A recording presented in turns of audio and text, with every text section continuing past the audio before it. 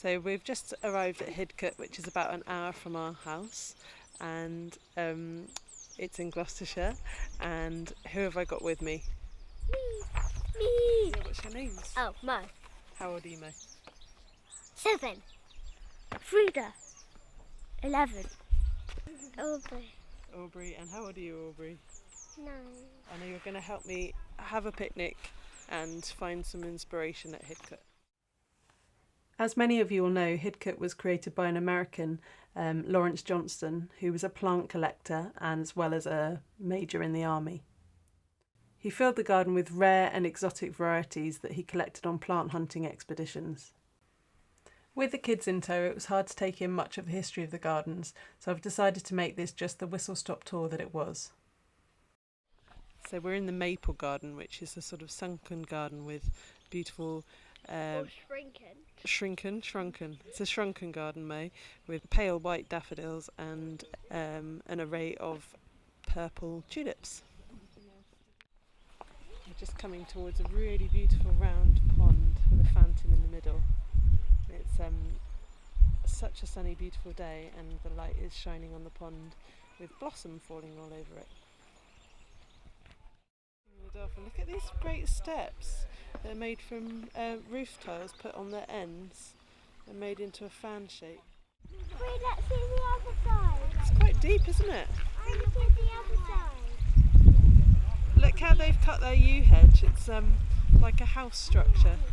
Very different from one at home. Go on then, you can go. I am.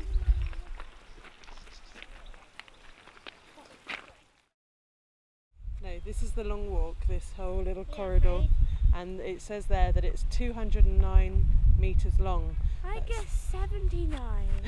Mo guessed 220. Oh, she's not far, because look, it's 230 gardener's steps. And so Mo's steps, it was 220, but the gardener's legs are a bit longer. Yeah, Mummy, and I guessed 110.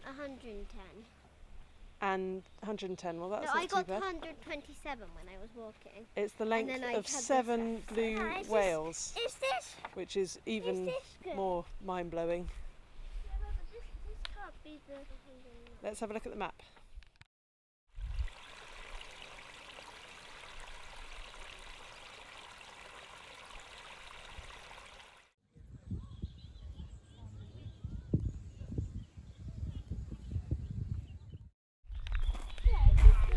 So it's like an avenue of tree. I think it's an avenue of beech trees. Yes, it's called the beech alley. So we're like there. Yeah, we're there.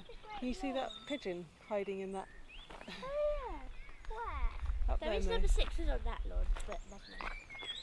I don't think we're supposed to go on the grass in the middle, so let's go under the beech trees. This is the beech alley, not what we were in before. I think that was just pleached beech trees in a square, but this is the sort of avenue thing. Right, what does it say you have to do here? It says smell the smells. Look, they put all of the old bits from the garden and then they compost down into earth that they use in the garden when it's decomposed.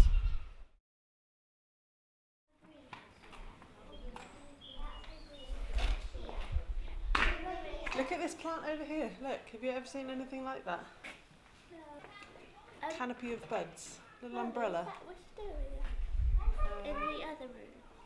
Yes, I think it is. But look at this plant here with a edge round it, like someone's coloured it in. Isn't that cool?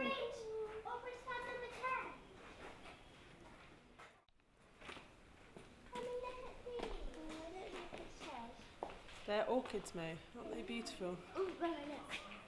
Fern. Actually, going under the fern is lovely because you can see all the seeds on the underside of the... It was a jasmine plant, isn't it? That goes up to the roof.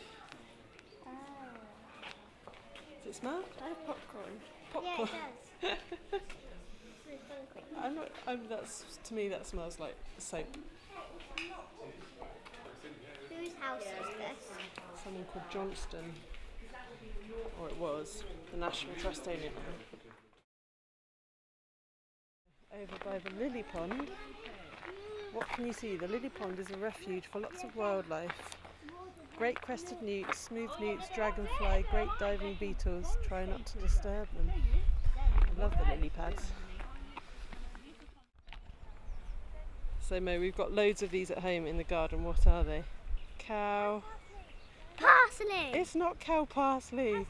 Cow slips. Well done, Frida. Oh, I thought it was cow lips. And they're called cow slips because they grow in the wild where, On the banks where cows have slipped.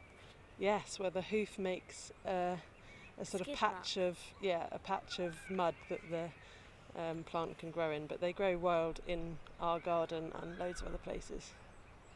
And I think they're brilliant. They're like little yellow fireworks.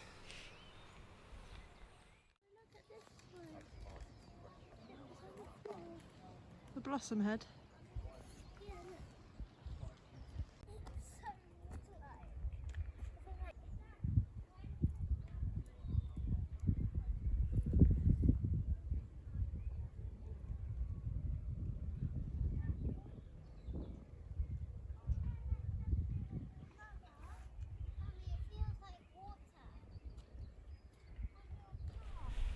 Right, so what was your favourite part of Hidcote? Which bit of the garden? I like The pond. pond. Yeah. All of you like the pond. What did you like about it? How clear the water was. Anything How else? the water came out as Willy. That is actually not true. The fountain It was came out a a small. fish which he was sitting on. It was a small boy, naked, admittedly, but he was sitting on a fish. Back at home, I ended up creating some simple repeats based on some of the flowers that we saw at Hidcote. I draw my sketches to lino, and then sometimes I work out the repeat whilst I actually print. This is why some of my blocks are used in more than one pattern. This one captures the varying scale of the many wildflowers growing together. Tulips crop up a few times, as they do in the garden. In some places, the tulip planting was quite regimented. This pattern has a really close repeat and it sort of achieves the same effect. Somehow it ends up with quite a retro feel to it, or it reminds me of Fair Isle knitting patterns. This one was quite a lively pattern that somehow ends up looking very summery. And this one takes a top-down view of the cowslips, the exploding fireworks that I mentioned before. I added the colour later in pencil crayon, which is sometimes a good way to experiment. With patterns like these, I'm not working to any sort of plan. I'm carving something that I've seen and I'm using those blocks as I go. So basically I don't really know what the pattern's going to end up looking like until I start experimenting. That means I can use some of the blocks again in different patterns, maybe in a different orientation, maybe in a different coloured ink. I really enjoy working like this. You may not end up with such a sort of polished, seamless repeat, but it's really good fun, and I think this is the whole joy of lino printing. If I can convince you to give it a go, I think you'd really enjoy it. I also hope you've enjoyed this slightly chaotic trip round Hidcote.